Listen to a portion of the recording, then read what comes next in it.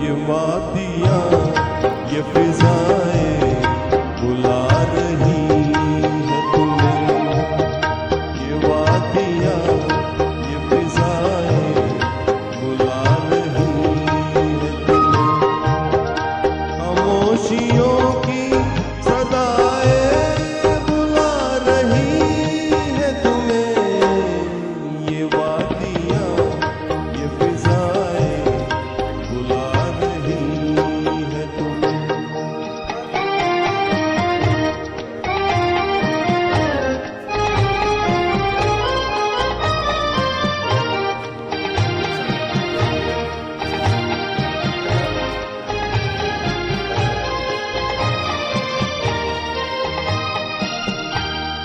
तुम्हारी जुल्फ से खुशबू की भीख लेने को झुकी झुकी सी घटाएं बुला रही है तुम्हें।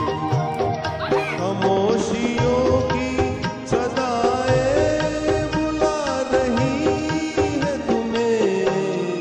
ये वादियाँ ये फिजाएं बुला रही है तुम्हें।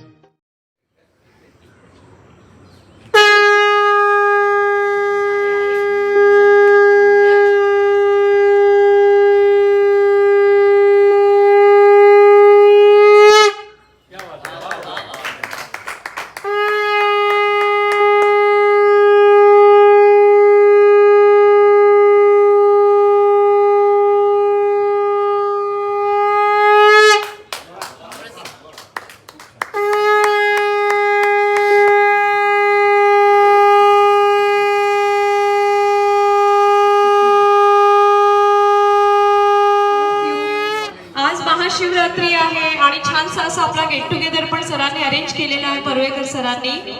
तर एवढीच का होणार पण भरपूर आहे। तर लेट्स काही वेळासाठी आपण वेगळ्या अशा छानशा पिकनिक, लहानपणीची पिकनिक म्हणा किंवा मोठेपणाची पिकनिक असं करून आपण एन्जॉय करू।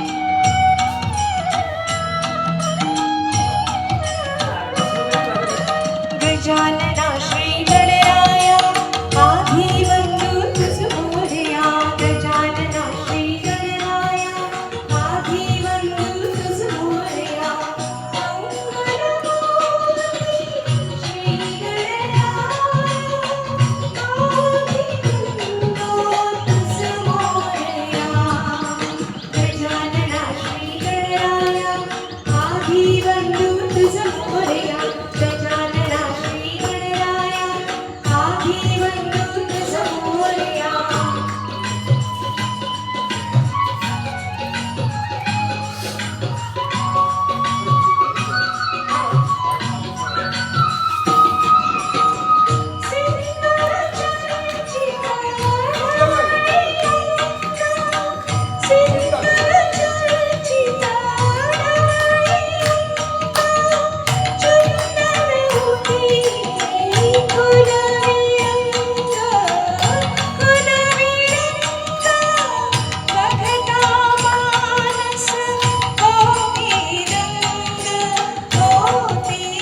सगळ्यांना शुभ सकाळ। तसं बघायला गेलं तर सुप्रभात म्हणणार होतं, पण सुप्रभातीला तुम्ही उठलेला आहे म्हणून सुप्रभात म्हणायला हरकत नाही। सुप्रभात आणि आता शुभ सकाळ। आजचा सुंदर असा दिवस, आज महाशिवरात्री, शंकर भोलेनाथांचा दिवस आणि या दिवसाला आज आपण एकत्र इथे जमलेलो आहोत। प्रथमतः परुळेकर सरांच्या वतीने मी तुम्हा सर्वांचं स्वागत करतोय आणि आजची सुंदर अशी सकाळ अजून मनोरंजन होत राहील याचा आपण प्रयत्न नक्कीच करूया। नुकतंच आता एक गीत झालं, गणेशाचा आशीर्वाद मिळाला आणि ह्या लताबाईंच्या गाण्यानंतर आपल्या समोर अजून एक गाणं घेण्याकरता आता कसं आहे माहितीये ना, देवी म्हटली कुठेही देवी गेली की देव मागून असतोच। आज आमच्यामध्ये एकच देवी आहे आणि दुसरी तिकडे, तर आता सायली गायली तर सूर्यकांत म्हणतात मी काही कमी आहे तर आता ऐकूया सूर्यकांतजींच्याकडे आपण वळूया एक सुंदरशा गाण्याने आजच्या पहाटेची सकाळची सुरुवात करूया। सूर्यकांतजी जो झुलायचे दिवस तुझे बोलायचे स्वप्नात गुंगत झाले वाटेत भेटाचे आले स्वप्नात गुंगत झाले वाटेत भेटाचे आले गाण्यात हृदय झुलायचे गाण्यात हृदय झुलायचे झोपाळ्या वाचून झुलायचे झोपाळ्या वाचून झुलायचे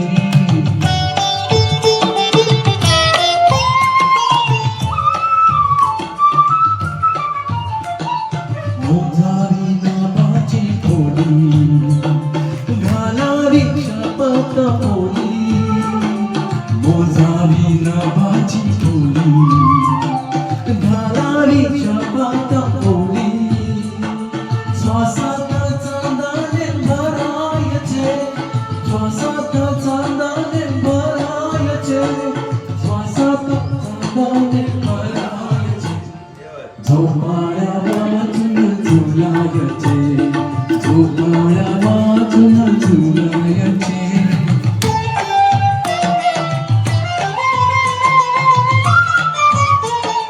करारे गोवळी तार सोसेना फुलांचा भार करारे गोवळी तार सोसेना फुलांचा भार फुलांनी जखमी करायचे फुलांनी जखमी करायचे फुलांनी जखमी करायचे झोपाळ्या वाचून झुलायचे झोपाळ्या वाचून झुलायचे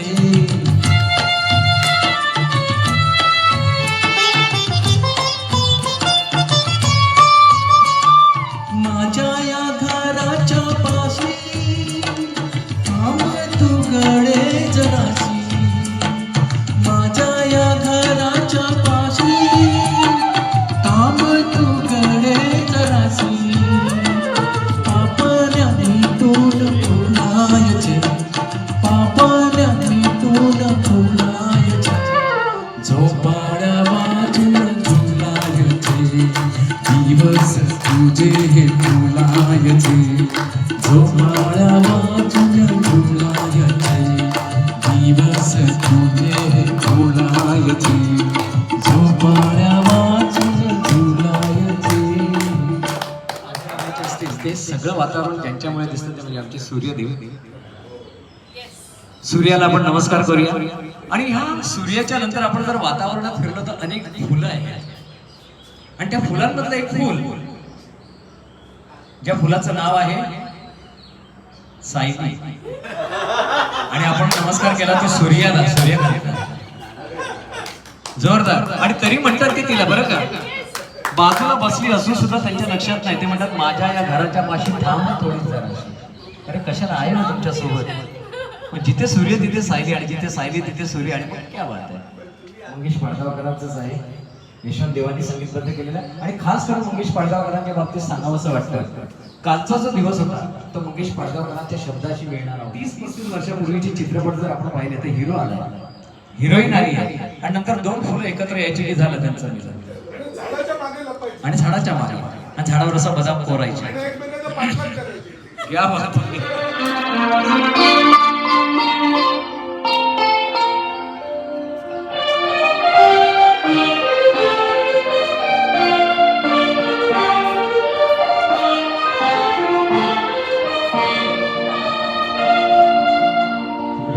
जन्मावर या जगण्यावर शतदा प्रेम करावे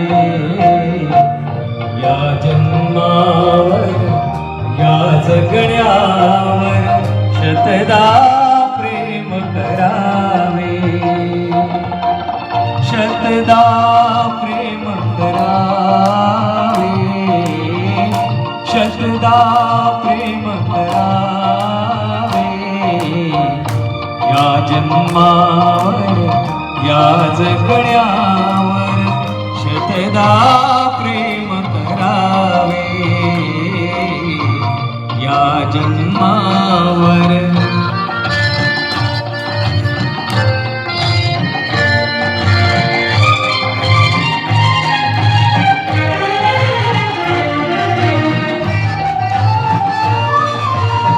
चंचल वारा या जलधारा भिजली काळी माती. चंचल वारा या जलधारा भिजली काळी माती. हिरवे हिरवे प्राणतशी रुजणारी पाती. फुलेला जरी बघून कुणाचे, फुलेला जरी बघून कुणाचे, हळवे ओठ स्मरावे या जन्मावर या जगण्यावर. शतदा प्रेम करावे या जन्मावर.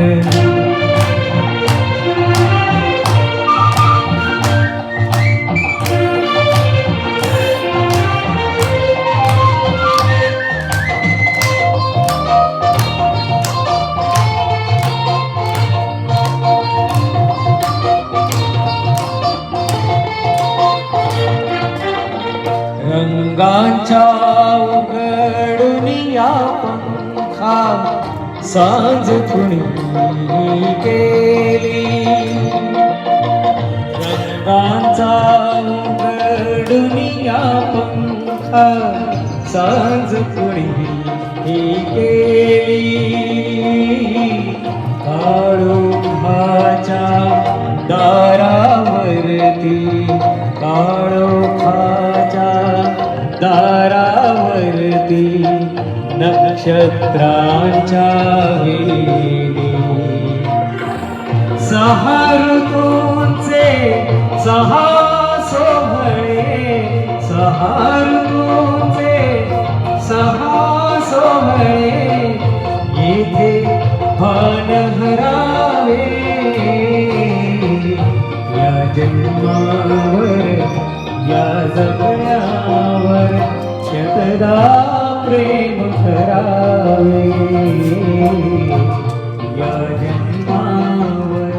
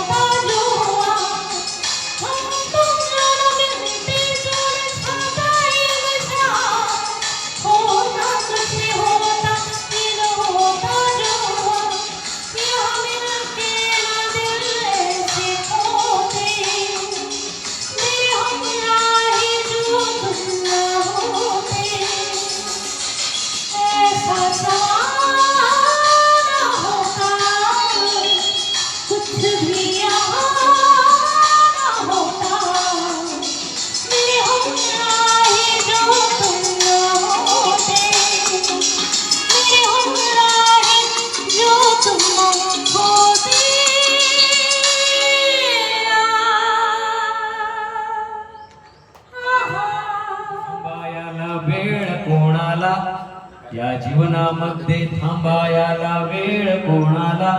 हे जीवन म्हणजे क्रिकेट राजा मुकला तो संपला, हे जीवन म्हणजे क्रिकेट राजा मुकला तो संपला. सुनील गावस्कर त्यांनी हे लिहिलेलं गाणं म्हटलेलं गाणं आहे आणि त्या सुनील गावस्करांचं नाव हे जगभर आहे. कारण ते पिक्चर मध्ये काम केलं. कारण ते जगभर क्रिकेटर म्हणून माहिती आहे, पण ते उत्तम असे गायक पण होते आणि चित्रपटात पण काम केलेलं आहे. पण क्रिकेटमध्ये फक्त क्रिकेट खेळणारी माणसं नसतात, अशी कलाकार माणसं पण असतात. असंच एक कलाकार व्यक्ती म्हणजे व्यक्ती म्हणण्यापेक्षा व्यक्तिमत्व जे क्रिकेट मधलं आहे पण उत्तम गाणारं आहे आणि ज्यांच्या नावातच व्हॅलेंटाईन आहे म्हणजे प्रेम आहे. अशा प्रेम शास्त्रींचा मी इथे बोलवतो. प्रेम ना यांचं नाव प्रेम नाही प्रणव. अरे प्रणव पण तेच आहे. पदम. अच्छा पदम हे विष्णूचं नाव आहे. पदम शास्त्री हरकत नाही मला वाटलं प्रेम, पण पदम शास्त्री म्हणजे विष्णू साक्षात. इकडे सूर्य, इथे सूर्य, इकडे विष्णू. टीमचे कर्णधार म्हणून आज त्यांचं नाव सर्वत्र आहे. असे आमचे प्रणव शास्त्री सर या आपल्याकडे पाहिजे. प्रणव चालेल, प्रेम चालेल. पदम Shastri cricketer. Played for Rajasthan more than 18 years. Central zone captain, Rajasthan captain, rest of India. एक किस्सा बताओ ना जरा बढ़िया. हाँ, एक बढ़िया किस्सा बताओ. एक किस्सा ऐसा था कि हमारे एक बॉलर थे प्रदीप सुंदरम. बहुत इंटरेस्टिंग किस्सा है. फास्ट बॉलर थे. हमारी मैच थी विदर्भ के सामने, तो विकेट बहुत खराब था. बैटिंग विकेट पे वो टाइम बैटिंग पे होता था. तो उन्होंने मैंने उनको नया बॉल दिया, तो आप बिलीव नहीं करोगे बैटिंग इतनी अनइवन थी. बॉल कोई नीचे कोई ऊपर कोई किधर भी उसमें उनके एक प्लेयर तो इंजर्ड भी हुई. उनको बॉल यहाँ पे लगा, स्टिचेस करा के भी आए खेलने वापस विदर्भा के साथ. तो उन्होंने लंच तक he got all 10 wickets. Pradeep Singh को रिकॉर्ड है.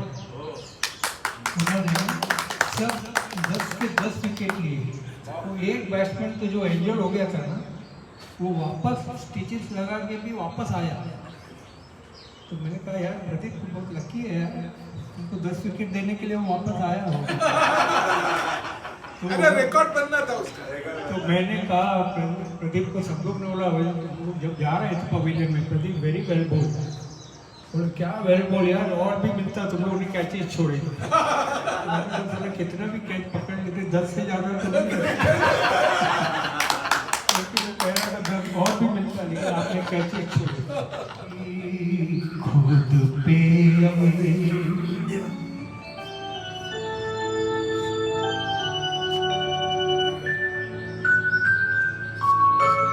कभी खुद पे कभी हालात पे रोना आया.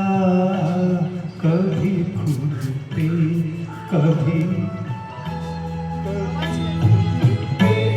कभी हालात पे रोना आया. बात निकली तो हर एक बात पे रोना आया. कभी खुद पे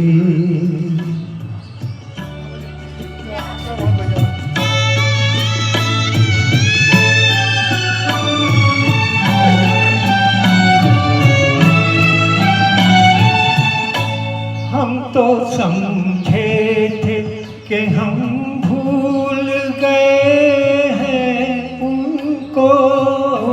हम तो समझे थे,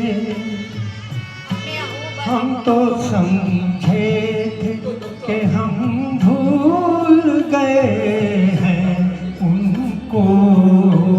क्या हुआ आज किस बात पे रोना आया.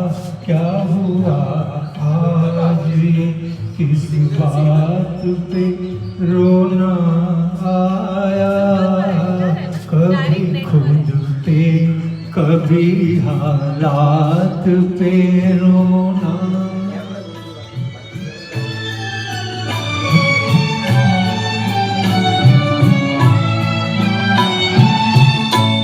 किस लिए जीते हैं हम,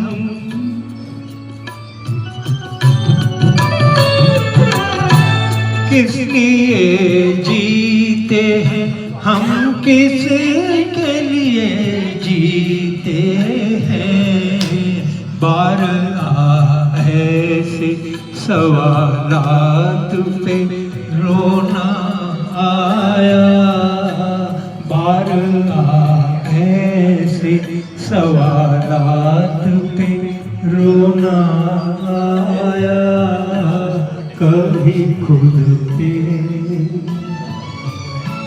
ये लाइन सुनिए।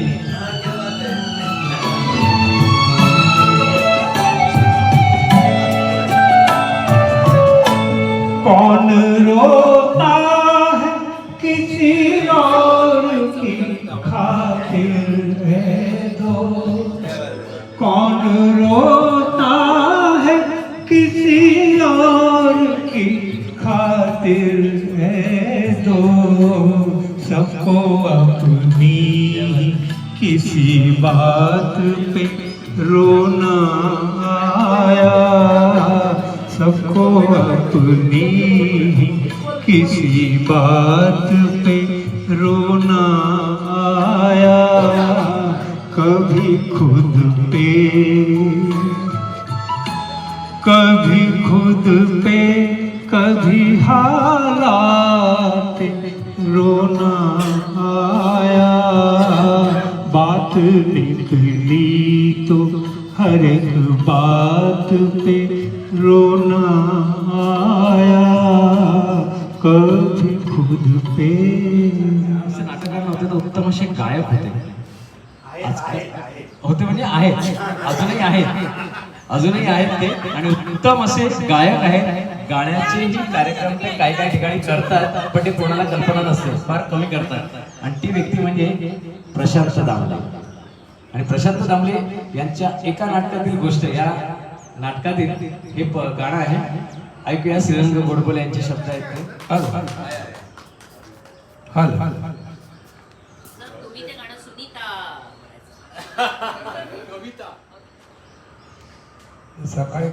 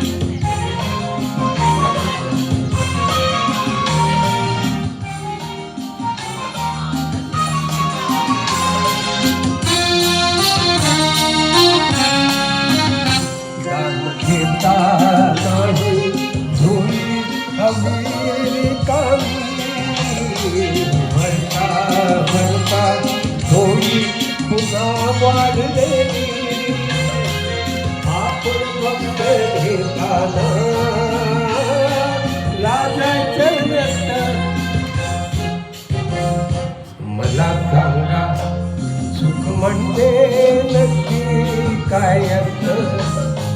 मला सांगा सुख म्हणजे नक्की काय असतं. काय पुण्य असलं की ते घर बसल्या भेटतं.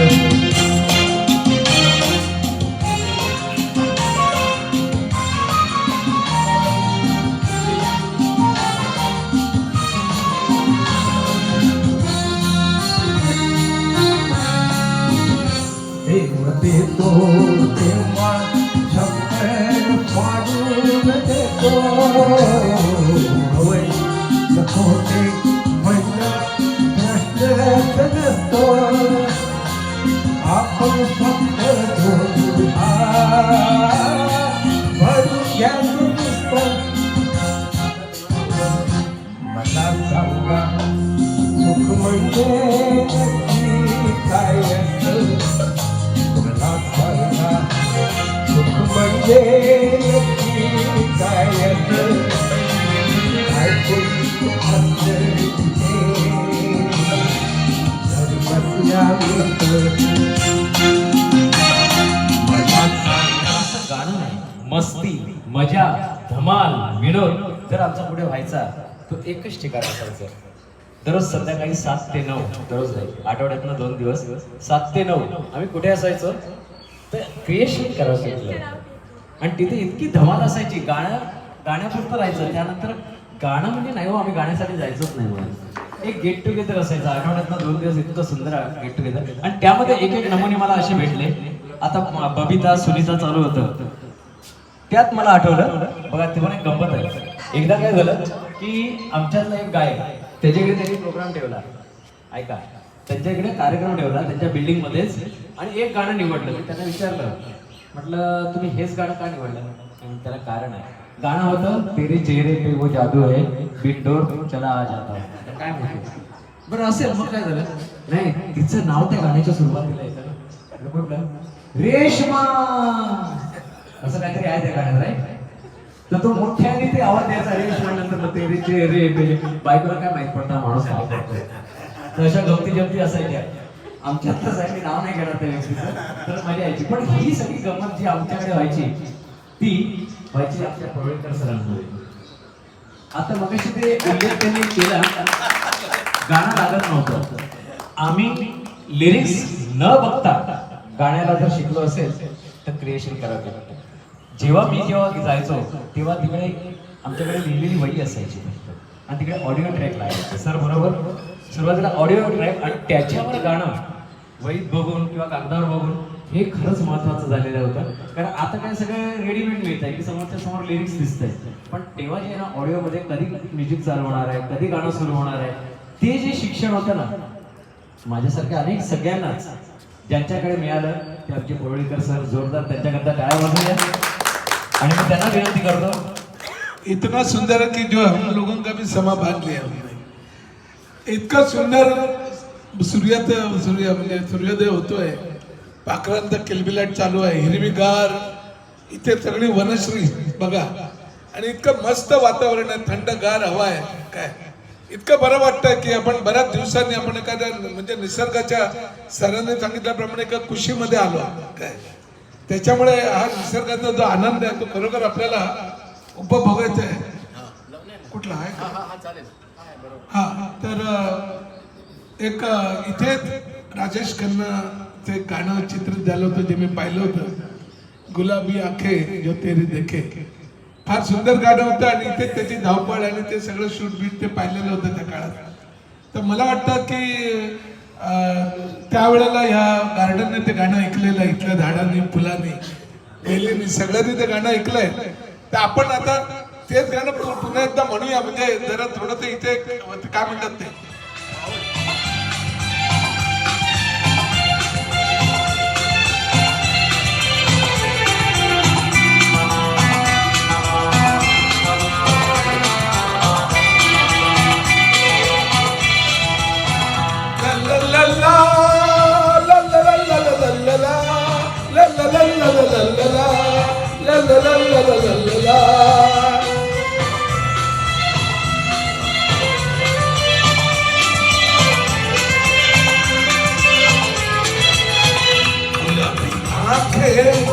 जो तेरी देखी शराबी ये दिल हो गया, संभालो मुझको ओ मेरे यारो, संभलना मुश्किल हो गया.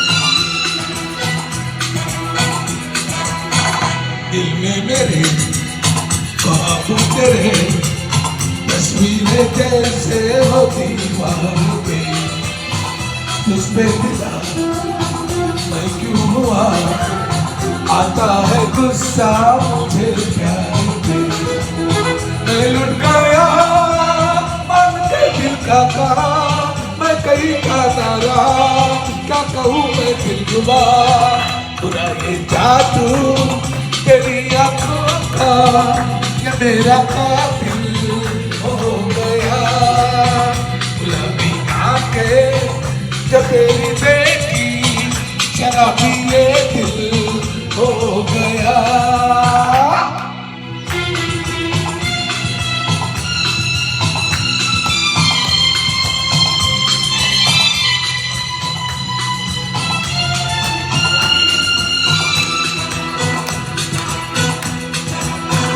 मैंने सदा चाहा ये दामन बचा लूं हसीनों से मैं, तेरी कसम ख्वाबों में भी बचता पीरा नाथ तीनों से मैं, तौबा मगर मिल गई तुझसे नजर, मिल गया जब देख गए सुन जरा हो बेखबर, जरा सा हंस के जब देखा तूने मैं तेरा बिस्मिल हो गया, कभी आंखें जब तेरी देखी शराबी ये दिल हो गया, संभालो मुझको ओ मेरे यारो, संभलना मुश्किल हो गया।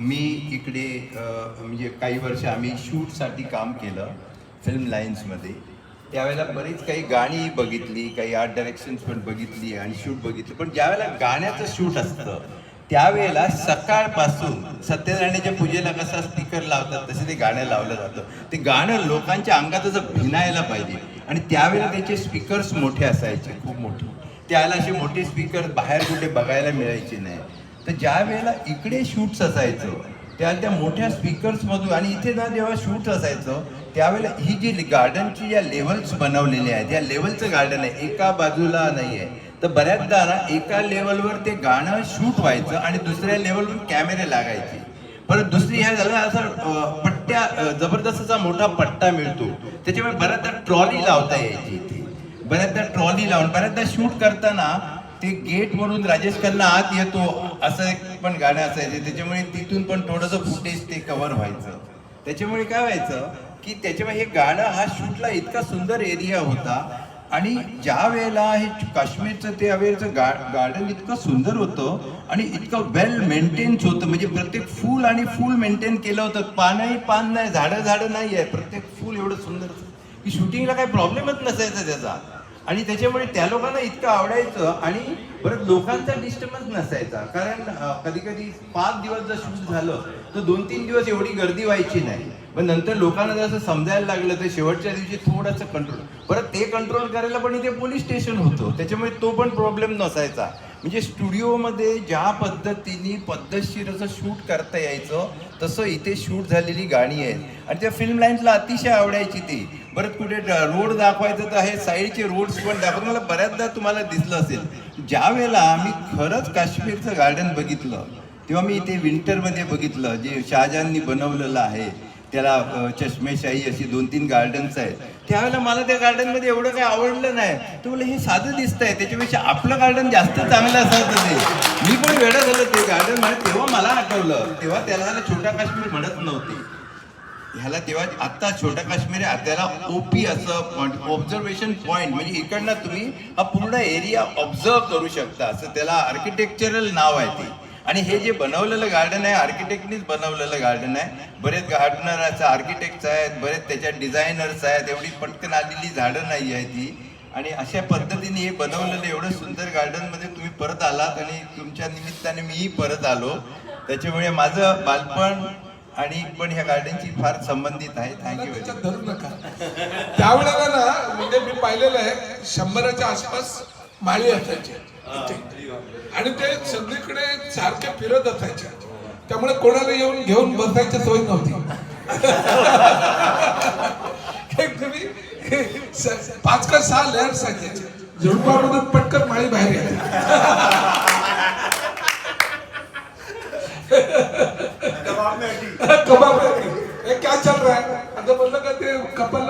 नाही तर म्हणजे ही परिस्थिती इथे होती.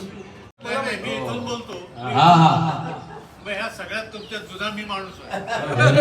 कारण मी हे गार्डन जवळजवळ 60 सालाच्या पासून बघतोय. त्यावेळेला इथे काहीच नव्हतं आणि कुबल म्हणतात त्याप्रमाणे खरोखरच मी एकटाच कॉलेज होतो.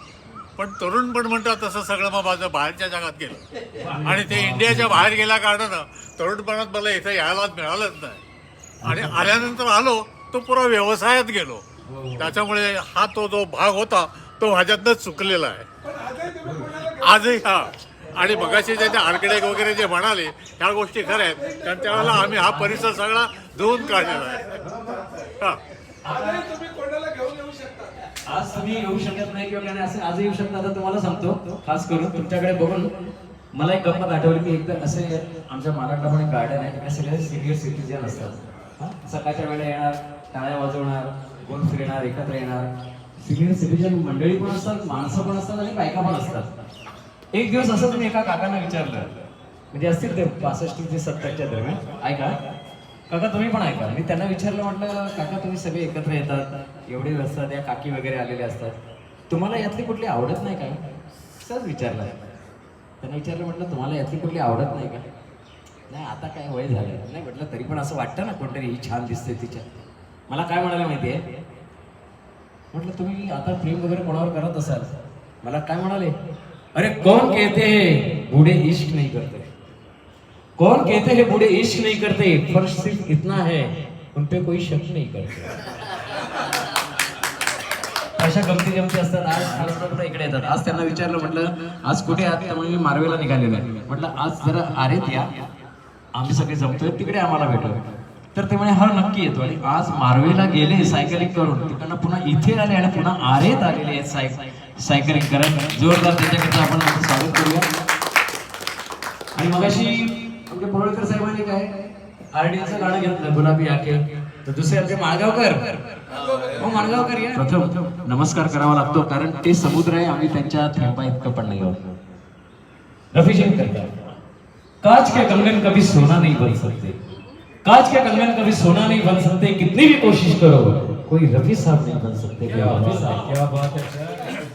रेकॉर्डिंगमध्ये तसंच असतं. आवाज जरा मोठा कर.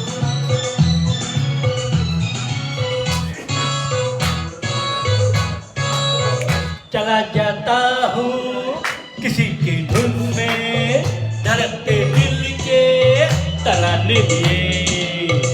चला जाता हूँ किसी की धुन में, धड़कते दिल के तराने लिए. मिलन की मस्ती भरी आंखों में, हजारों सपने सुहाने लिए. ओ चला जाता हूँ किसी की धुन में, धड़कते दिल के तराने लिए.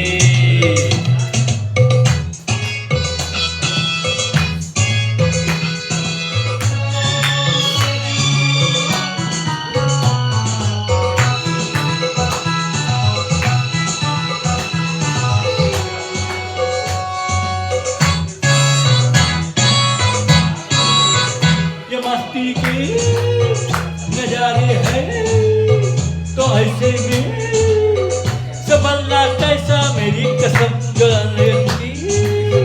दरिया हो तो फिर क्यों ना चलूं मैं बहका बहका रे मेरे जीवन में. ये शाम आई है मोहब्बत वाले रवाने लिए. ओ चला जाता हूँ धुन में, धड़कते दिल के तराने लिए.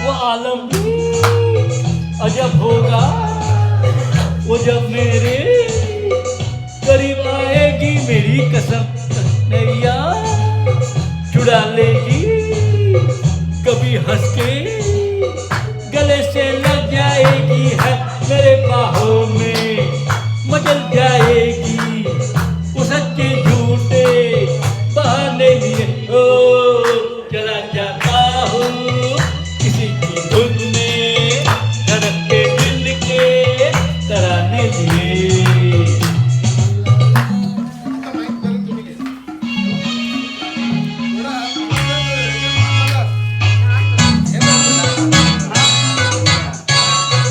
बहारों में नजारों में नजर डालूं तो ऐसा लागे मेरी कसम मायने मरे कानून घूंघट खोले खड़ी है मेरे आगे शर्म से बोझल चांदों में जवाहरातों के फसाने लिए ओ चला जाता हूँ किसी की धुन में धड़कते दिल के तराने लिए चला जाता हूँ किसी की धुन में धड़कते दिल के तराने लिए त्याचा मी कॉन्स्टंट लिस्नर आहे.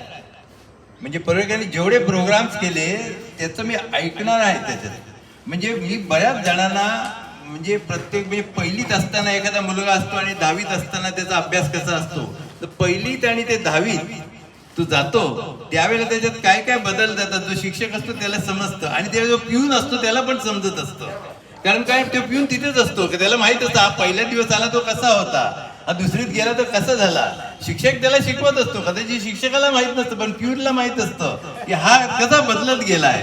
त्याच्यामुळे मी त्यांच्या क्लासचे बरेच लोक असे बघितले आहेत की ज्यांना गाणं म्हणजे काय वाक्यही म्हणता येत नसेल सलग 2-4 अशी लोक गेयामध्ये गायला लागली. म्हणजे जे प्रथम गाणं म्हणजे काय त्यांना गेय पण माहित नव्हता आणि त्याचा रिदमही माहित नव्हता आणि त्याचे शब्दही माहित नव्हते. त्यांनी शब्दही शिकवले, त्यांनी गेयही शिकवलं आणि त्यांनी गाणंही शिकवलं. आणि गाणं हे 3-4 मिनिटाचा जो एक प्रकार आहे कारण तो एवढा कॉम्प्लिकेटेड आहे ते म्हणजे 2-4 मिनिटातच संपवायला लागतं. जे मी चित्र काढतो त्याला खूप वेळ देतो, त्याला मी सिटिंग्स म्हणतो. 1 सिटिंग 2 सिटिंग 3 सिटिंग 5-5 तासाचं 4-4 तासाचं असतं ते. आणि आमच्या कॉलेजमध्ये पण तसंच असतं. पण ह्यांचं गाणं असं नाही, यांचं 2-3 मिनिटं मी जे काय तुम्हाला येतं ते 2-3 मिनिटातच तुम्हाला करायचं आहे.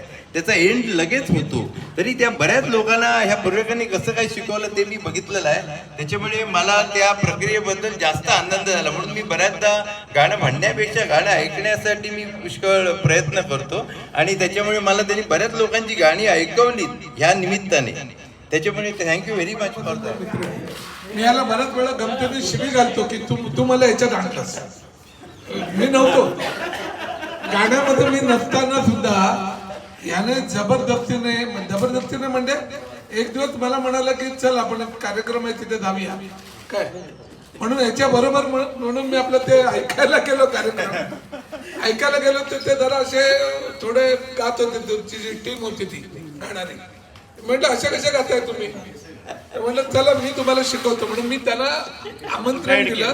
ते माझ्या घरी आले आणि ते जे माझ्या गळ्यात घोंगडं पडलं ते गेली 14 वर्ष ते काही निघालं नाही. मग ते सिंदाबादच्या म्हाताऱ्यासारखं झालं. माझ्या गळ्यात आला तो आणि मग तो खाली उतरायला तयार नाही. त्याचा प्रकार झाला. म्हणून मी गमतीने त्याला कधी कधी ओरडतो फोन करून की 13-14 वर्ष माझ्या आयुष्यातली तुझ्या इथे गाण्यामध्ये हे करू शकतो. एकच व्यक्ती एका बाजूच्या पोहोचवर येऊन बसलेला असायचा. आम्ही विचार करायचो पहिले सुरुवातीला ही व्यक्ती अशीच का बसलेली असते. त्यांचं काय ना काय सुरू आहे पण म्हणतात ना की तिथे जरी सुरू असलं तरी कान मात्र तिकडे आहे. म्हणून आम्हाला पण गाताना आहे ना आम्ही काय विचार करतो समोरचे आपल्यापेक्षा जास्त श्रेष्ठ असतात आणि ते जास्त कानसेन असतात. आपण काय गातो ना त्यातल्या चुका बरोबर त्यांना कळतात.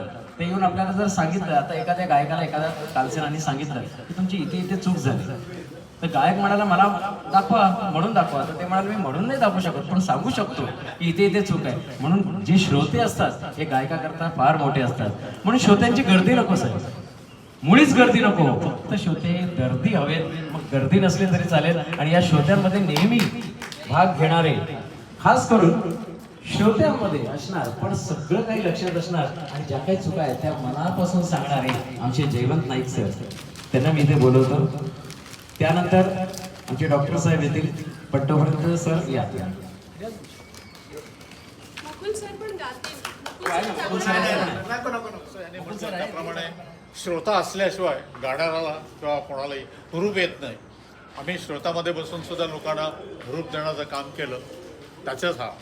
दुसरी गोष्ट तुम्ही मगाशी काहीतरी म्हणालीत की किस्सा जर सांगायचा झाला तर मी आणि परोळेकरांची मैत्रीचा किस्सा मी तुम्हाला एक गंमत म्हणून सांगतो. परोळेकर आणि कुबल आमची दोस्ती ही जवळजवळ 65 सालापासूनची आहे.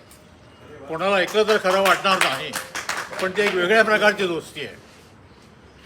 1965 साली आमच्याकडे ते भांगूरनगरला, पण त्या पलीकडं गोरेगाव वेस्टला सिद्धार्थनगर आणि तिकडे राहायचे, आणि त्यावेळेला प्रबोधनचं ग्राउंड नव्हतं. तर त्या ग्राउंडमध्ये दामोदर नावाची एक ट्रॉफी चालायची, आणि त्यावेळेला मी तिथे ते क्रिकेट खेळायचं. मी कॉलेजमध्ये होतो आणि हे शाळेमध्ये होते. त्यांच्या आणि माझ्या वयामध्ये कमीत कमी 10-12 वर्षाचा फरक आहे. तेव्हा मी क्रिकेट खेळायचं आणि हे प्रेक्षक होते. तेव्हापासून ते मला ओळखायचे. 68 साली मी आर्किटेक्ट झालो. जयकरवाडी, जयकर स्मृती जी गोरेगावात मोठी बिल्डिंग आहे, ती बिल्डिंग माझी. नशिबानं ती आजही उभी आहे, म्हणजे मला काही काळजी नाही. त्याच्यानंतर 1972 साली मी जो बाहेर गेलो, तो 1986-87 साली मी परत आलो आणि फॉरेनला सगळीकडे. मी गल्फा होतो, त्याच्यानंतर आर्किटेक्ट म्हणून काम केलं, जगभर फिरलो, पाहून जवळजवळ 7 समुद्रात आंघोळ केलेला माणूस मी आहे. म्हणून मी असं साधी ते सोडून द्या, तो काय फारसा महत्त्वाचा भाग. मोठमोठ्या गॅलरीज आर्टच्या वगैरे बघितल्या, मोठमोठ्या लोकांना मी पाहिलेलं वगैरे. आणि त्याच्यानंतर आम्ही 2007 साली माझ्या सरांचं देहावसन झालं. के.बी. कुलकर्णी हे आमचे सर, ते आर्टिस्ट आहेत मोठे, आणि बेळगावचं असल्या कारणानं आम्ही एक छोटासा आमचं ट्रस्ट स्थापन केला, के चित्रमंदिर आर्ट ट्रस्ट. आणि त्याच्यामध्ये चित्रकलेचे कॉम्पिटिशन्स वगैरे घेताना 2010 साली कुबल मला परत जॉईन झाला, आणि तेव्हा त्याने हा किस्सा मला सांगितला की असं असं आहे, मी तुम्हाला तेव्हापासून ओळखतो. आणि त्याच्यानंतरची जी दोस्ती सुरू झाली ती आज गेली 15 वर्ष आमची अतूट दोस्ती आहे. कधीही कुठलीही गोष्टीत मी कुठलीही त्यांना गोष्ट नाकारलेली नाही आहे, आणि त्या जोडीबरोबर मी एक आपला तिसरा माणूस नेहमी चिकटलेला असतो. कधी कुठली गोष्ट त्यांनी सांगितली की आमच्यात असं कधी सूर निघत नाही. आणि त्याच्यानंतर तुम्ही म्हणता तसं सूर्य नेहमी उगवतो, त्याच्यावर सावली असते. त्यानंतर तुमच्यासारखी अनेक माणसं जोडली गेली. आमचे अहिरे साहेब सुद्धा त्यातलेच आहे. आता तुम्ही सगळे लोक भेटलात, बरं वाटलं. काही किस्से असे असतात की जे सांगता संपत नाही. माझा जनता संपर्क तसा बराच मोठा आहे, तर हे बरेच मोठे किस्से आहेत. आपण आणखी कधीतरी असं अधूनमधून भेटू आणि तेव्हा तुम्हाला सांगू. पण मी जसं क्रिकेट, तसंच संगीतामध्ये राजा काळे वगैरे हे सगळे चांगले लोक माझे मित्र आहेत चांगल्यापैकी. तसं लहानपणापासून या सगळ्यामध्ये वाढल्या कारणानं माझं लहानपण तर एकदम वेगळ्या संगतीत गेलेलं आहे, आणि बेळगावचं आहे ते. त्याच्यामुळे एकच छोटासा सांगतो तुम्हाला, कदाचित ते थोडंसं वावगं वाटेल, वेगळं वाटेल.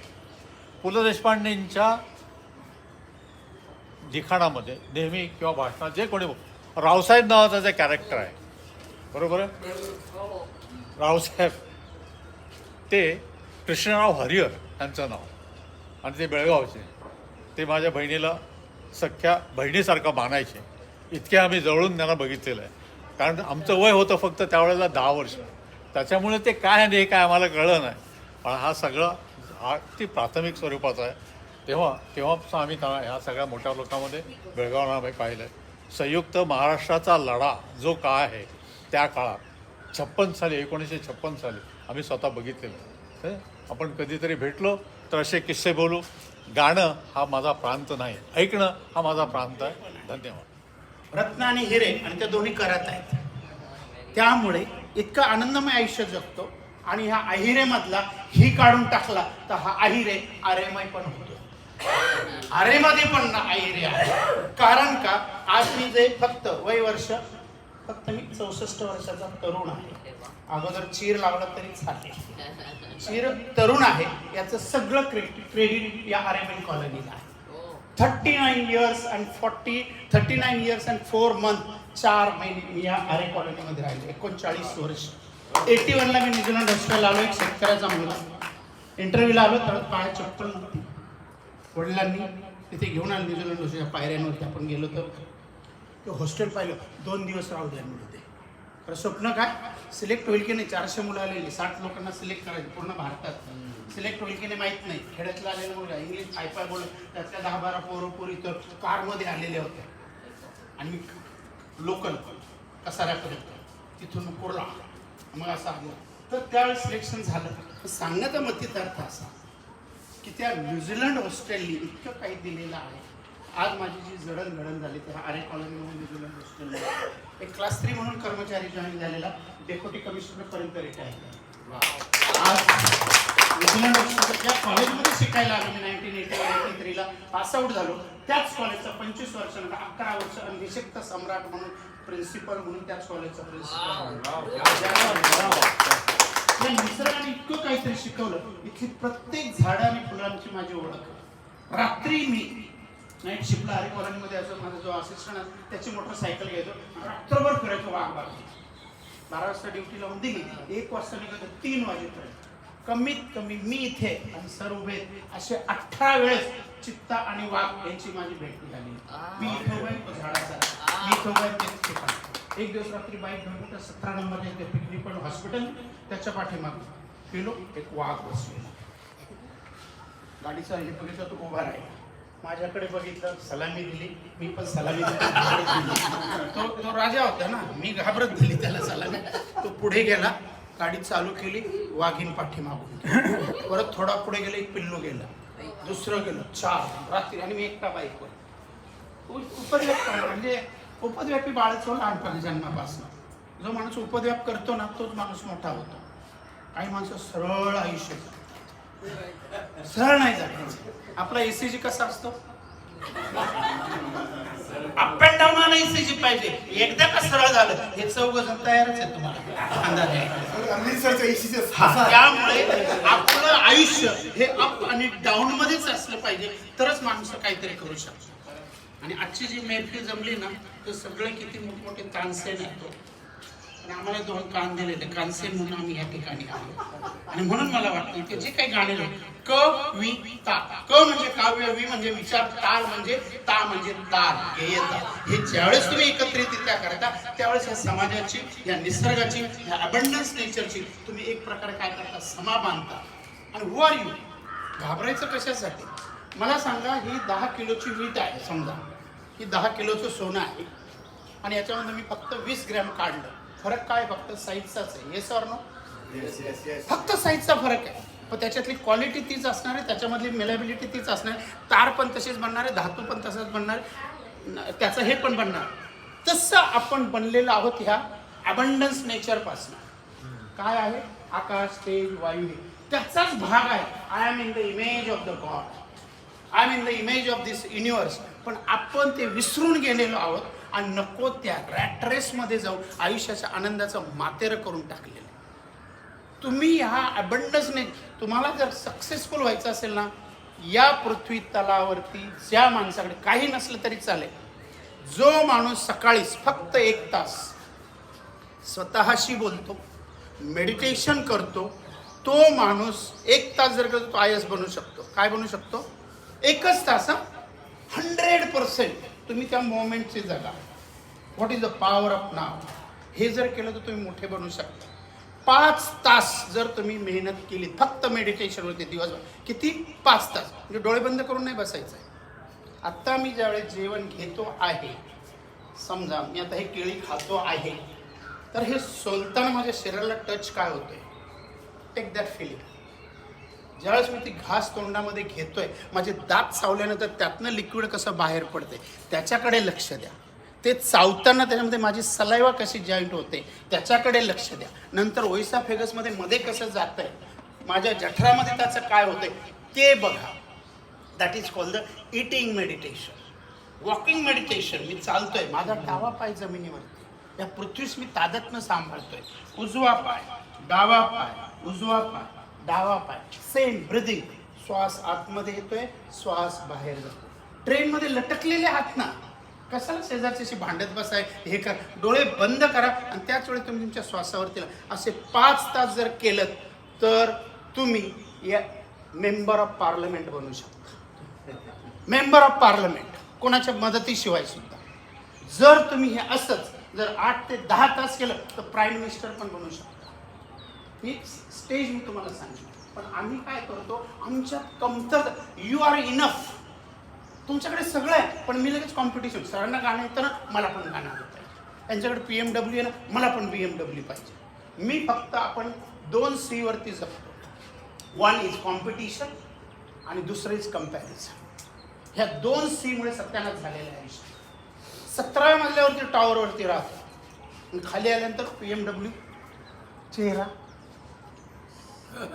असं वाटतं का 2005चा पाऊस आला ना कुबल साहेब, ते पाण्याचं पूर आहे ना 17व्या मजल्यावर गेल्याचं रेशन कार्ड भिजलं की काय असा थोबडा आहे.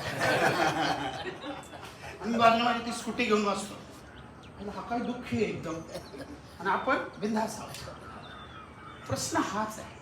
मग महिला काय म्हणतात, मेरे साडी सी उसकी साडी सफेद क्यों, आणि आम्ही म्हणतो मेरे गाडी सी परोळे गाडी की लंबी गाडी. त्यांची लंबी गाडी असणार आहे ना. 1960 साली त्यांच्या आजोबांकडे काय होती, प्रीमियर पद्मिनी होती. त्यावेळेस माझा बाप किंवा माझा नातेवाईक, माझे आई वडील शाळेचं तोंड पण पाहिलेलं नव्हतं. You started from 0. आणि आज तुमच्याकडे काय आहे, मारुती व्हॅन आहे, पण तुम्ही 0 to 60 पर्यंत आलता. ऑलरेडी यांच्याकडे 50 होतं, 50 नाही 70 यांचा प्रोग्रेस किती आहे, 20च आहे. तुमचा प्रोग्रेस 60 आहे. त्यामुळे असा हात घ्या सगळेजण, असा हात घ्या प्लीज. राईट आहे, राईट हँड असा घ्या. क्या बात है, काबिल है, बहुत really you are powerful person on this. मान गए तेरे को, मान गए. जो भी लिया है ना बहुत कुछ लिया. अभी इतना कमाए ना, साला समाज के लिए कुछ देने की कोशिश कर, चैरिटी करने की कुछ कोशिश कर. जो रोते हुए बच्चे को हंसाया जाए, यही तो जिंदगी होना चाहिए. रोते हुए बच्चे को हंसाया, ये काम करना. Life is very beautiful end fantastic. आणि म्हणून मला मॅडम आठवतो तुम्हाला शेअर, जिंदगी बहुत खूबसूरत थी, जिंदगी बहुत खूबसूरत थी, तुझे जीना नहीं आया, अरे हर बात पे नशा था दोस्त, तुझे पीना नहीं आया. संध्याकाळचा प्रोग्राम नका फिक्स करू, सकाळी गाणे आणि संध्याकाळी हा, सकाळी मंदिर संध्याकाळी मंदिरात, सकाळी गाणे आणि संध्याकाळी पिणे. हा प्रश्न. पिणे म्हणजे काय, प्रत्येक क्षणापासून काहीतरी घ्या आणि प्रत्येक क्षणापासून या समाजाला काहीतरी घ्या, प्रत्येक क्षणापासून काहीतरी घ्या, या माझ्या देशाला काहीतरी योगदान करा. हा जर विचार जर ठेवला ना, life is very beautiful and fantastic. सर्वात महत्वाचं आहे तुमच्या विचार काय करता याच्यावरून तुमचं आयुष्य ठरतं. तुमच्याकडे किती गोष्टी आहेत हे महत्वाचं नाही. So thought reap action, so action reap your habit, so habit reap your character. Once you have the character, you can reach to the any destiny. What destiny you want? What destiny you want?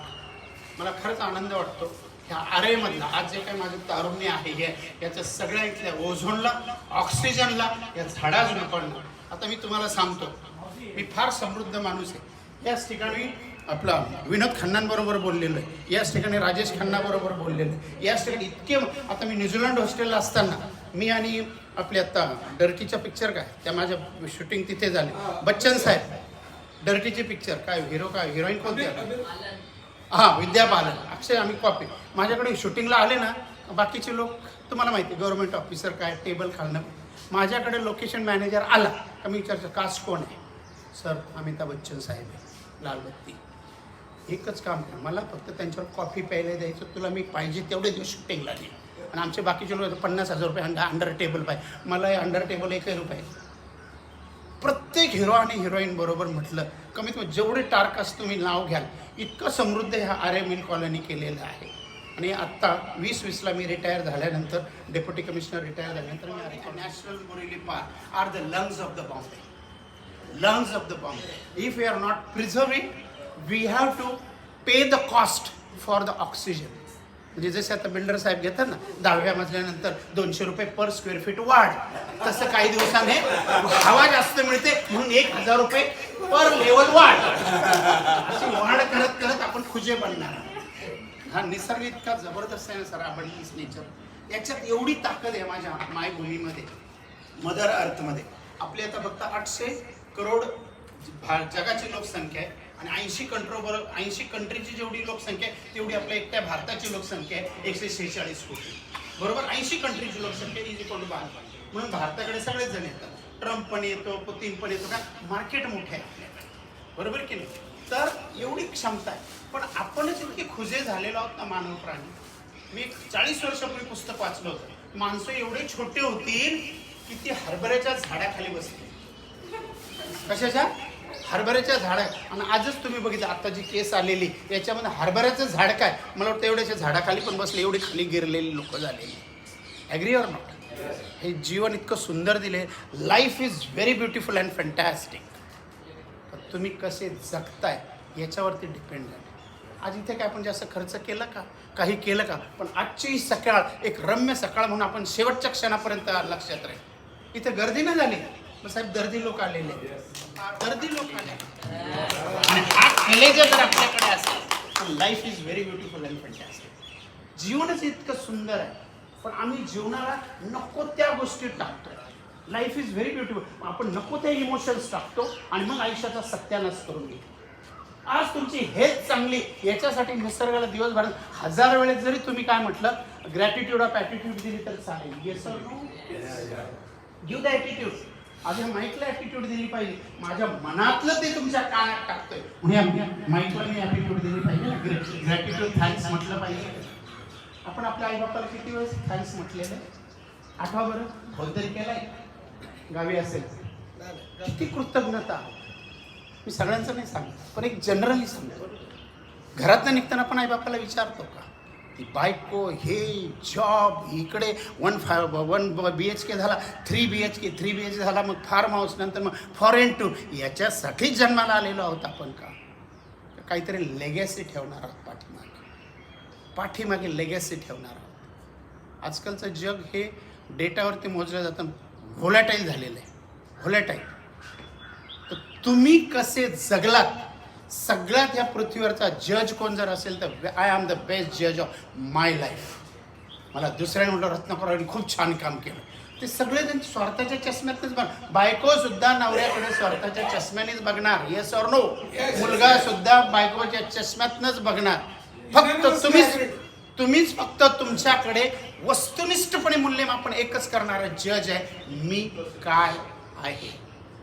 त्याला मरू देऊ नका. तो जर मेला तर suicide करण्याशिवाय पर्याय नाही, किंवा आयुष्य बर्बाद झाल्याशिवाय पर्याय नाही. मी कोण आहे, मी कसा आहे हे मलाच माहिती आहे, आणि त्याच्याप्रमाणे मी जर वाटचाल केली, लाईफ इज व्हेरी ब्युटिफुल. मग तुम्ही सक्सेस असलात काय नसलात काय काही फरक पडत नाही, पण तुम्ही एक फुलफिल्ड आणि कंटेंटफुल आयुष्य जगू शकता. आणि ते आयुष्य जगायचं असेल ना, नेटवर्किंग करायला शिका. एकच व्यसन करा. मी तर तुला काही लोक संध्याकाळी बसून व्यसन करा. मी तर दिवसभर 24/7 व्यसन करतो. ट्रेनमध्ये पण व्यसन करतो, बस स्टॉपवर व्यसन करतो, घरात व्यसन करतो, बाहेर माणसं जोडायचं व्यसन. हे एकच व्यसन आहे, तुमचे अनेक कामं. आणि दुसरं 2च गोष्टी करायच्या हसायला. माणसाने ही एकच वाकडी रेषा आहे, सगळी कामं सरळ करून टाकते, तिला स्माईल म्हणतात. एकच वाकडी रेषा, कामं सरळ करून. आणि दुसरं, कोणी चांगलं काम केलं तर त्याच्यासाठी टाळ्या वाजवा. माझं लक्ष माझ्यासाठी नका, तुमच्यासाठी तरी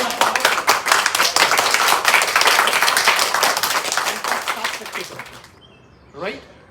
टोनॅलिटी 38% इम्पॅक्ट करतो आणि 55% तुमचं बॉडी लँग्वेज इम्पॅक्ट करतो. मी इथे येताना गाणं जर असं म्हटलं, काहीच वापरलं नाही. यमुनेच्या तेरी काल पाहिला हरी, कान्हा वाजवतो बासरी. मला वाटतं बासरीने तोडवाल मला, त्या बासरीतनं सुंदर आवाज येईल. पण तेच गाणं ह्या 3 गोष्टी वापरल्या. यमुनेच्या तेरी काल पाहिला हरी हो, और यमुनेच्या तेरी काल पाहिला हरी, कान्हा वाजवितो बासरी, कान्हा वाजवी बासरी, कान्हा वाजवी बासरी, कान्हा वाजवी बासरी, कान्हा वाजवी बासरी. 12-16 गवळ्याच्या नारी अर नटून चालल्या मथुरे बाजारी. त्यांनी मारला खडा, त्यांनी फोडीला गडा, त्यांनी खडंतन फोडीला त्याने फोडील्या घागरी काना वाजवी बासरी काना वाजवी हे झालं ते झालं पुराणे टीव्ही फोडला हे केलं ते त्याच्यासाठीच आहे का नवरा दोघे एकमेकांना डस्टबिन समजलंय का डस्टबिन समजलंय का बोला ना जरा थोडस त्यातनं काही फरक पडणार नाही का पण नाही ना इतका इगो भरलेला आहे इतका भरलेला आहे आयुष्याचं मातेरे करून टाकले ज्याच्याकडे आहे तोही दुःखे ज्याच्याकडे नाही तोही दुःखे सगळेच दुःखे का दुःखे मेरे से उसके पास ज्यादा क्यों मेरे पास जो इसका मैं आनंद नहीं ले रहा है एग्री और नॉट आज मेरे पास पैसा है मैं जा सकता हूँ जम्मू कश्मीर पण नाही बाद में नंतर नंतर नंतर मग एक दिवस 4 जण तयार हा प्रश्न हाच आहे की आयुष्य इतकं सुंदर आहे ना फक्त आयुष्यात if you want to develop yourself take a U turn in you मला जर माझी प्रगती करायची मी माझ्यामध्ये माझा आतला शोध घेतला आम्ही फक्त बाहेरच बघत असतो आतमध्ये इतकं काही भरून ठेवलेलं आहे सर हा जर 40 जीबीचा कॉम्प्युटर आहे समजा हा आणि मी फक्त 2च GB वापरले दोष मॅन्युफॅक्चरर्स फॉल्ट और युजर्स फॉल्ट मग मला सांगा या आपल्या आई बाप्पाने हा सुपर कॉम्प्युटर बनवलेला जगभरातला असा कॉम्प्युटरला कोणी बनवलं माणसाने म्हणजे हा पॉवरफुल आहे की नाही इतका पॉवरफुल आहे हवं 40 GB पैकी फक्त आम्ही 2 GB वापरतो फोन करायला फोन घ्यायला नको ते पिक्चर बघायला काहीतरी पिक्चर काढायला एवढं उरलेले 38% अनयुटिलाइज हु इज रिस्पॉन्सिबल सेम थिंग आपल्या आयुष्याचं तर यांनी सांगितलंच आहे त्यांच्या संपूर्ण मी तर त्यांच्या कुटुंबाच्या अगदी म्हणजे फारच क्लोज होतो आहे सध्या आणखीन त्यांच्या बरोबरीने कामं सुद्धा केलेली आहेत ती तुम्हाला आमची कामं दिसतात म्हणजे टॉवरच्या एम्पावर काय आहे व्हॉट इज द एम्पावरमेंट तर त्यांचं जे त्यांच्याबद्दल एक वैशिष्ट्य ठरल्याचं म्हणजे की त्याला काय म्हणतो आपण अजात शत्रू क्या बात अजात शत्रू हा एक शब्द आहे ना त्यांना चपकन अगदी चपकल आणि अगदी अगदी परफेक्ट बसतो की ही एक व्यक्ती अशी आहे ही अजात शत्रू म्हणजे ज्या माणसाचा या जगामध्ये कोण शत्रूच ना असं होऊच शकत नाही पण जर तुम्हाला कोणाला दाखवायचं असेल तर त्यांना इथे घेऊन यायची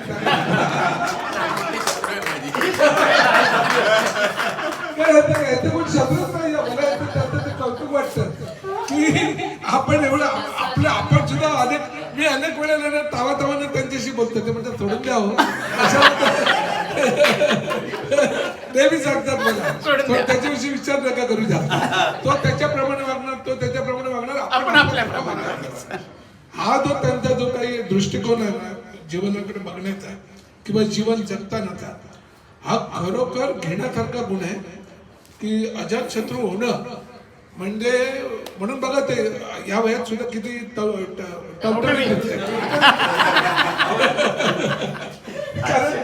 कारण तो जो काही एज वाईज जो येतो तो त्यांच्याकडे नाही आला चेहऱ्यावर किंवा तर मला नेमकं तेच सांगायचं की जर आपल्याला तरुण राहायचं असेल व्यवस्थित राहायचं असेल कुठेही अजात शत्रू व्हा कोणाला आणि असं पडळकर सरांनी काय बोललो होतो मला माहिती नाही मी म्हणजे असं आहे की नाही आता मी प्रयत्न करेल असं बनण्याचा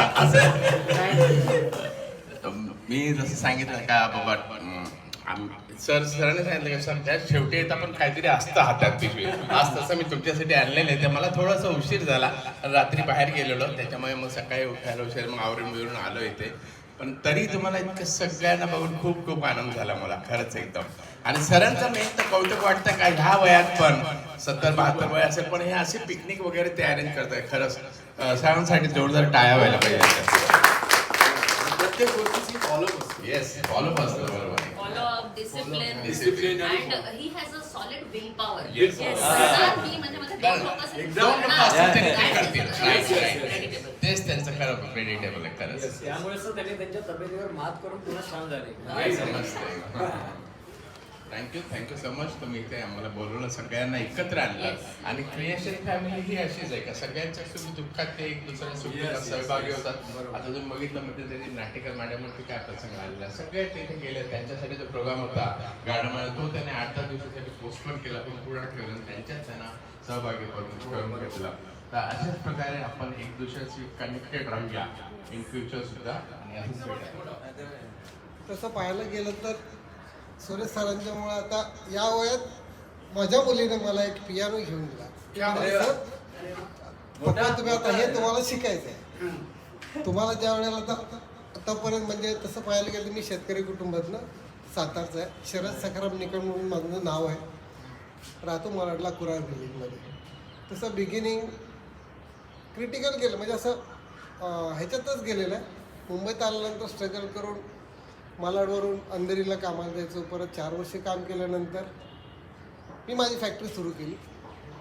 एक लॅबोरेटरी ग्लासवेअर्स म्हणून केमिकल इंडस्ट्रीसाठी जे इक्विपमेंट्स लागतात ते बनवतो. मग परत हळूहळू करत करत डेव्हलप करत आता तारापूर MIDCमध्ये फॅक्टरी आहे. तिकडे माझे क्लायंट पण खूप चांगले आहेत. लुपिन, मॅक्लॉइड्स वगैरे हे सगळे आहेत. असं करत काय आता मग सरांची ओळख झाल्यानंतर एक आपल्याला छंद असं म्हणजे मी मुंबईमध्ये पहिल्यांदाच अशा ग्रुपमध्ये आलेलो आहे. सरांच्यामुळं मला ते चान्स मिळाला. सकाळी एक सवय माझी की सकाळी संडेला फक्त सायकलिंग करतो. बाकी दिवस वेळ नाही मिळत. त्याच्यामुळे मला सकाळी लवकर निघावं लागतं फॅक्टरीला. संध्याकाळी पण लेट होतो. आल्यानंतर पण सकाळी दररोज योगा असतो. तो मेंटेन ठेवलेला आहे. कारण की जर योगा केला नाही की दिवस माझा चांगला जातो. म्हणून तसं जास्त काय बोलण्यासारखं नाही. आज सर्वांना तुम्हाला भेटून किंवा मुंबईतला हा म्हणजे आपण म्हणतो की नाही हा योगायोग खूप छान आहे की मला नॅचरलिटीमध्ये खूप फिरायला की माझ्या पोराला पण किंवा माझ्या पोरांना पण घेऊन आहे की नाही मी त्यांना सांगतो मॉलमध्ये तुम्ही काय जातं संडेला त्याच्यापेक्षा नॅशनल पार्कला जाऊया इकडे कुठेतरी जाऊया. पण मी मॉलमध्ये मी शॉपिंगला वगैरे जायचं आपल्याला जाम कंटाळा. वासोटा किल्ला वगैरे इकडे तिकडे असं फिरायला म्हटलं नॅचरलिटीमध्ये मला खूप चान्स आहे. तिकडे चान्स मिळाला. मी माझ्या मुलाला सकाळी घेऊन सायकलिंगला पळवतो. 6 वाजता उठून त्याला पण घेऊन जातो. बहुत बहुत थैंक यू कि उन्होंने ये पिकनिक अरेंज किया. आपकी वजह से मैं फर्स्ट टाइम आ रहा हूँ ये क्या बोलते हैं हाँ आरे कॉलेज.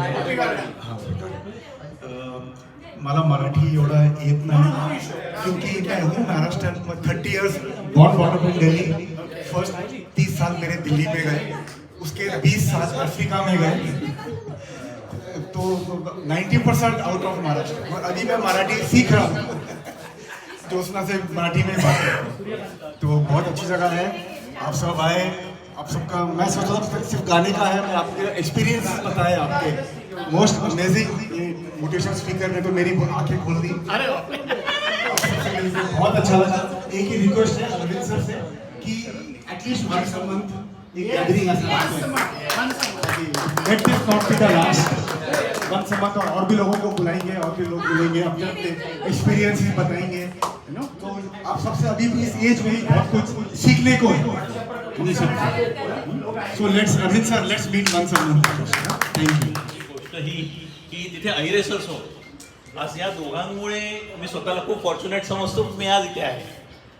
आज सकाळी जेव्हा बघितलं 7 वाजता इथे कोणी नव्हतं आणि मग मी इकडे आलो. आज ही कन्सर्ट काय म्हणावं मला काही कळत नाही पण अतिशय छान एक हा समारंभ उपस्थित राहून मला खूप छान वाटतंय. रिअली खूप लकी आहे आणि एवढे चांगले सगळे प्रतिभावान लावून भेटलं. I am really really really feel very much fortunate about me. Thank you Ahire sir. Thank you Sudha. Thank you very much. माझ्याबद्दल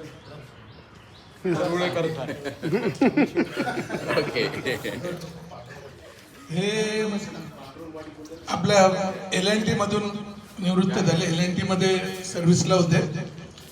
अतिशय चांगला जॉब होता. म्हणजे तिथे टेक्निशियन म्हणा किंवा तिथलं म्हणजे त्यांच्या त्या ह्याच्यामध्ये आमचं मोठं योगदान आहे LNTच्या. त्यानंतर त्यांचे अनेक छंद होते स्वतःचे. त्याच्यामध्ये एक त्यांचा उत्कृष्ट छंद म्हणजे ते एखाद्याचा इंटरव्ह्यू घेण्याची जी पद्धत आहे त्यांची ती इतकीच चांगली आहे की ते मला वाटतं सुरुवातीपासून त्या क्षेत्रामध्ये असते ते उत्कृष्ट मुलाखतकार झाले असते. इतकं त्यांचं ते वैशिष्ट्य आहे. माझी त्यांनी पूर्ण आयुष्याची मुलाखत घेतली टोटल आणि ती दिवाळी अंकामध्ये प्रसिद्ध पण झाली. त्यांनी घेतलेली मुलाखत.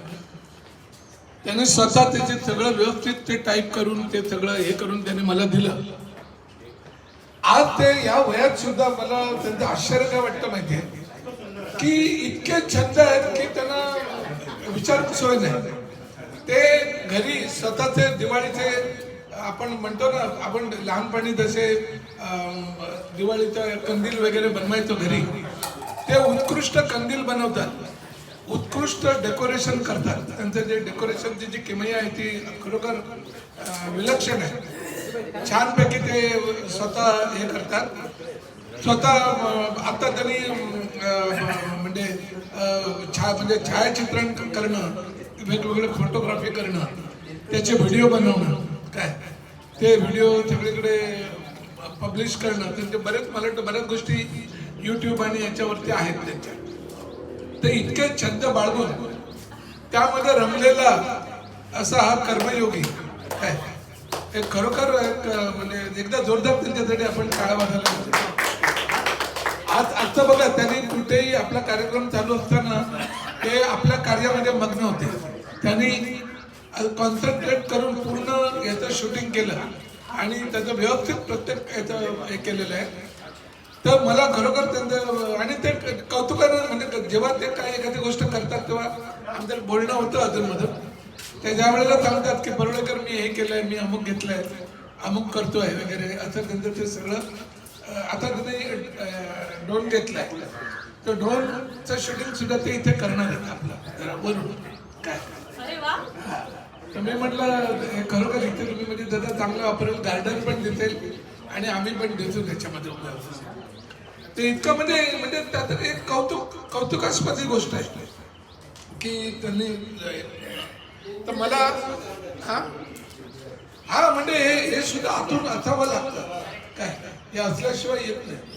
तर अशी व्यक्ती खरोखर म्हणजे गोरेगावमध्ये आपण म्हणतो ना, एक एक रत्न, त्यापैकी एक रत्नाकर आमचे आहेत आणि हे आमचे दुसरे रत्नाकर काय, रत्नाकर आहिरे, रत्नाकर हिंदी, ही खरोखर गोरेगावला मिळालेली एक देणगी आहे. ही रत्नाची रत्न आपण म्हणतो ना, गोरेगाव रत्नाचे खाण आहे. तर आपल्या समोरच 2 रत्न इथे आहे. तर हे खरोखर एक म्हणजे जर एकदा जोरदार त्यांच्यासाठी टाळ वाजले. एल टी मध्ये काम करायचे. एल टी तुम्हाला माहिती असेल, प्रोडक्शन म्हणून तुम्ही बघत असता. ते म्हणजे एल टी बऱ्याच काय काय गोष्टी बनवत असतं, पण त्याच्यामध्ये एक डिझाईन डिपार्टमेंट असतं. ते डिझाईन डिपार्टमेंट एल टीचं one of the best design department, one of the best. आणि त्या डिझाईन्समध्ये that associate with the production also. त्याच्यामुळे ते आणि they associate with science also, they associate with more technology.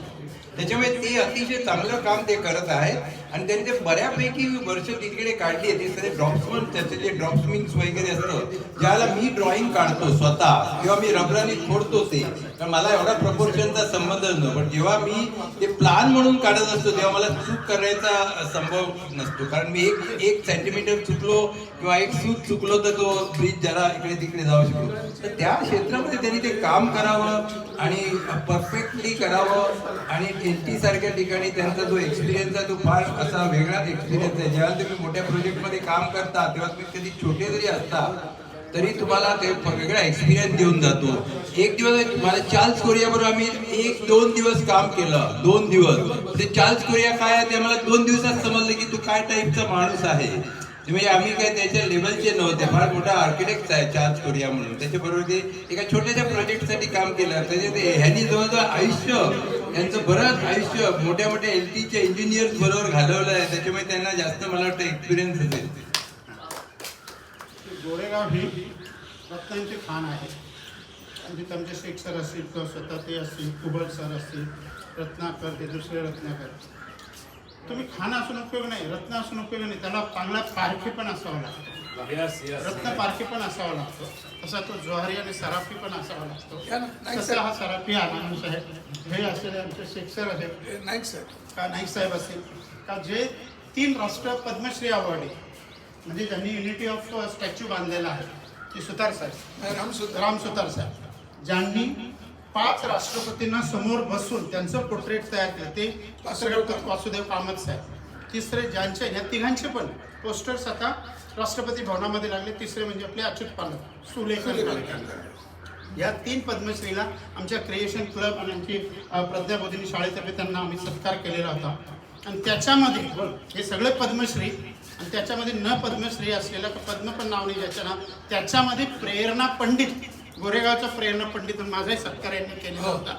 हे सांगणं अतिशय मला हे वाटतं, कारण मी 14 लाख लोकांना आतापर्यंत देशात आणि परदेशात 16 कंट्रीमध्ये माझे लेक्चर झालेले, युनायटेड नेशन्समध्ये माझं लेक्चर झालेलं आहे, मिशिगन स्टेट युनिव्हर्सिटीमध्ये लेक्चर झालेलं आहे. माझ्या लेक्चरला आता अजित पवार साहेब गेले ते आणि बाबा म्हणजे पृथ्वीराज चव्हाण साहेब आणि 5-5 मिनिस्टर बसलेले आहेत. 25 IAS ऑफिसर माझ्या लेक्चरला बसतात. एकावेळी 30,000 लोक बसलेले आहेत इंजिनियर, त्यांना मी 3 तास लेक्चर दिले. आणि बाजूला माझ्या लेक्चरला विश्वास नागरे पाटील साहेब बसलेले आहेत. सांगण्याचा मतितार्थ असा, हे सगळं केव्हा होतं जेव्हा तुमच्या सारख्या लोकांचे आशीर्वाद, दुवा असली का मग दवा घ्यायची गरज लागत नाहीत कधी शांत झोप येण्यासाठी. खरंच हे अशी ज्वारी गोरेगावमध्ये आहे, त्यामुळे आपण त्यांचं खरं कौतुक केलं पाहिजे. जे आहे ते तर आहेतच, तर मला एवढं बोलायला संधी दिली त्याबद्दल धन्यवाद. थँक्यू. विश्वास पाटील, नांगरे पाटील असे बरीचशी नावं घेतली त्याने, त्यांच्या बाजूला हे बसले, बरोबर आहे. आता त्यांच्या बाजूला आम्ही उभे आहोत म्हणजे अर्धा इसली आम्ही पण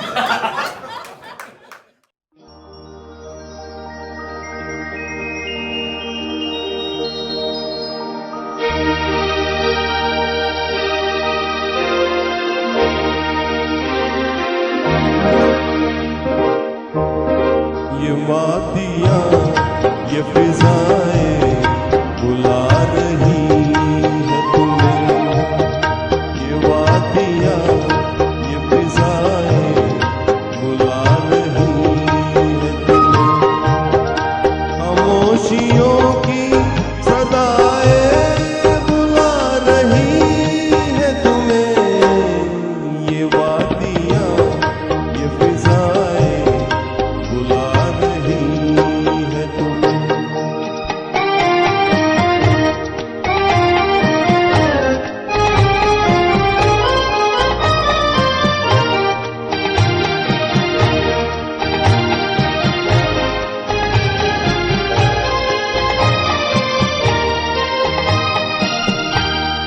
तुम्हारी जुल्फ से खुशबू की भीख लेने को झुकी झुकी सी घटाएं बुला रही है तुम्हें, खामोशियों की सदाएं बुला रही है तुम्हें, ये वादियाँ ये फिजाएं बुला रही है तुम्हें।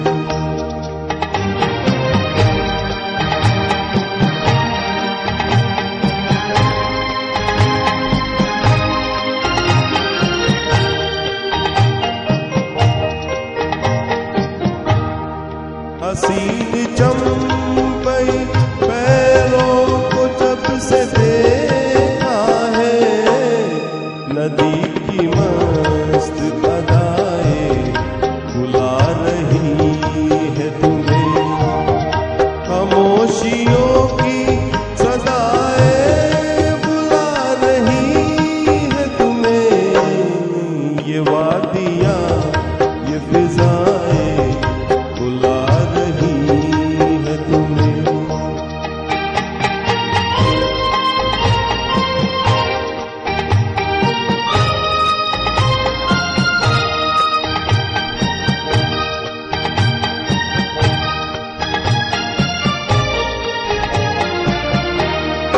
मेरा कहा न सुनो, दिल की बात तो सुन लो, हर एक दिल की दुआएं बुला रही है तुम्हें, खामोशियों की सदाएं बुला रही है तुम्हें, ये वादियाँ ये फिजा